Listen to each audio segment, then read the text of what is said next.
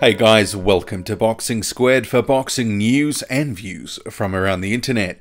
Tyson Fury says he will be all business when he faces his second comeback opponent Francesco Pianeta in Belfast this August. Fury was heavily criticised in June when he turned a soft comeback fight against cruiserweight Seferi into a virtual farce with some of his in-ring antics. But Fury says his trainer Ben Davison wants a serious approach for this fight, and that's exactly what he'll get. All business in Belfast, says Fury, double B, business in Belfast. I'll go in there, do my job, and won't even smile once. In terms of the 35-4 with one draw Pianeta, who's a two-time former title challenger, he represents a step up of sorts from the Seferi fight, in that he's an actual heavyweight.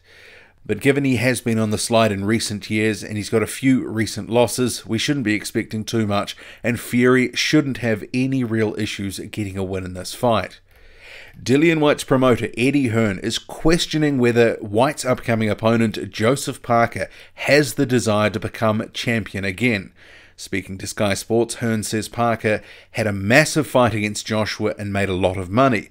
Does he still have the burning desire and motivation to win that back? If he does, I think it's a really, really good fight. They say that Parker looks very light, very lean. He feels like he has a point to prove because he felt like he sort of let the Joshua opportunity slip. And Hearn also adds, Dillian Whyte is a winner. He wants to fight anyone, and he has no fear. He's a bad geezer when he gets going, and when it gets down and dirty at the O2 on July 28th, I'm guaranteeing he will be right in the thick of it. Meanwhile, banned heavyweight Molina has been in Joseph Parker's camp giving him sparring work and trying to replicate what Dillian Whyte does in the ring. Joseph Parker says that's what we sort of look at. Fighters that have a lot of similarities to what he brings. I think the guys that we have now are good, and there's some more guys coming in, and hopefully they give us the best work they have. The Australian heavyweight Browne is back in the gym just days after a knee operation. The 25-1 Browne says the procedure on his meniscus was a success, and he will work around the injury until it's healed. Back in the gym doing upper body and obviously very light movement stuff for the leg. Should be hitting the pool next week to do running, walking, all that sort of shit through the pool. But maintain the upper body while I'm doing it, maintain some sort of fitness while I'm doing it as well. But at this stage, it was a minor meniscus tear, so it was just a clean up for me. 45-minute operation in and out. So for me, it was just something that needed to be done. After the Whyte fight, unfortunately, when I got knocked out, the way I fell was wrong. So for everyone asking what it was a meniscus tear.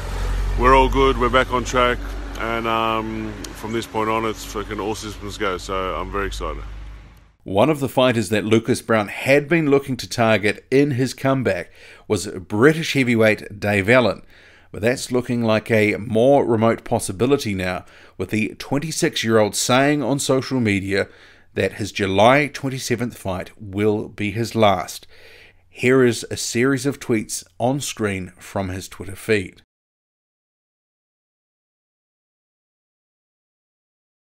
If Alan does in fact hang up the gloves for good, he will be remembered as one of the nice guys of boxing, and also one of the most durable.